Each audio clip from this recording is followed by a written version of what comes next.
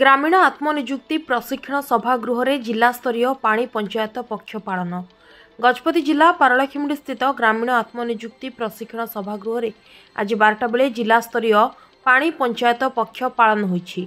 आज रही उत्सव रे जिला परिषद अध्यक्ष जी तिरुपति राव, जिलापाल विजय कुमार दास, जलछाया एवं मृत्तिका संरक्षण प्रकल्प निर्देशक सुरेश कुमार पटनायक, उद्यान विभाग उपनिर्देशक सुशांत रंजन दास, जिला मुख्य प्राणी चिकित्सा अधिकारी तुषार रंजन साहू और समस्त पंचायत समिति अध्यक्ष अध्यक्षा मंचस्थ होई आज पानी पंचायत संपर्क में निज निजर मत प्रकाश करथिले।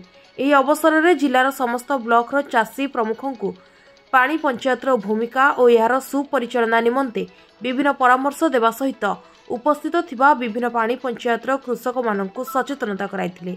एही परिप्रेक्षी में ओडिया प्रबंध, चित्रांकन, साधारण ज्ञान, ओडिया वक्तृता एवं मॉडल प्रतियोगिता रे जिला स्तर में कृतित्व हासिल करथिबा छात्र छात्री मानकु अतिथि मानक द्वारा पुरस्कृत करा जायथिला।